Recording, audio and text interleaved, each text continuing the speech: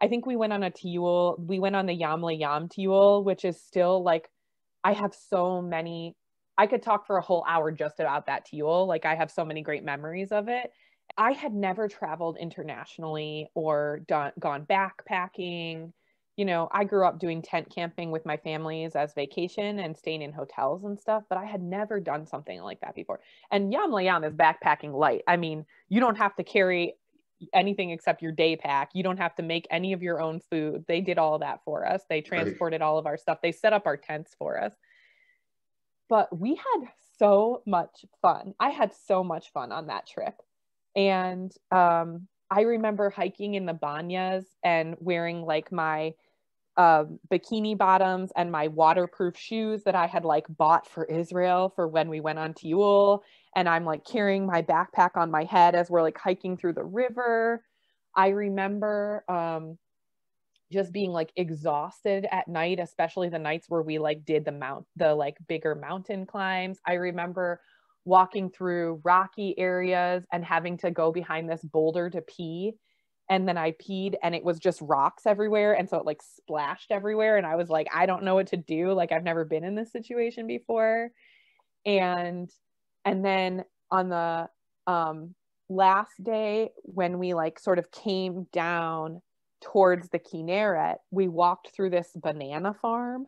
And we saw so many different ecosystems and so many different parts of nature that I had just never been immersed in or experienced before.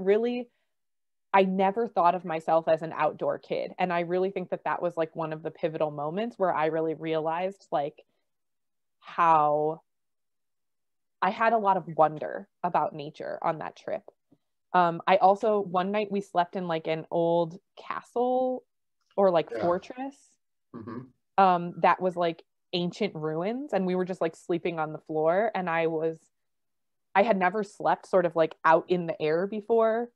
And I remember there were some maybe South African or New Zealand schnotties that were staying there at the same time. So I remember them like passing on some wisdom, but I also remember I have this memory of like being there and there's like hot schnotties with accents and they're playing the general on the guitar and it's like echoing through this like old ancient ruins like fortress that we were staying in. Like that's just a one of a kind thing. And I had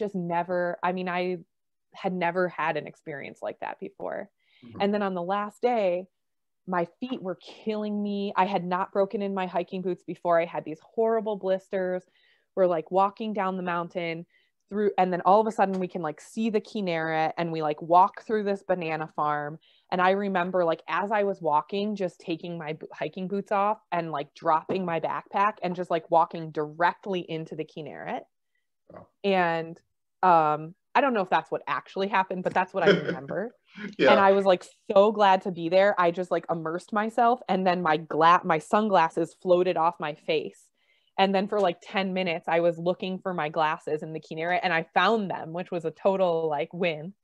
I loved that trip so much and I had such a wonderful time. And I think like I had always thought of myself as an indoor kid. And I think that was sort of like the beginning of me realizing I actually loved those kinds of experiences. I just needed to be in the right context, like to have people who wanted to play word games while we're hiking and people who were really interested in learning about plants and like not just like walking for exercise, which is like a lot of what my family had done until that point, but people who are really like enjoying it. I love learning about the ecology and the history of the land.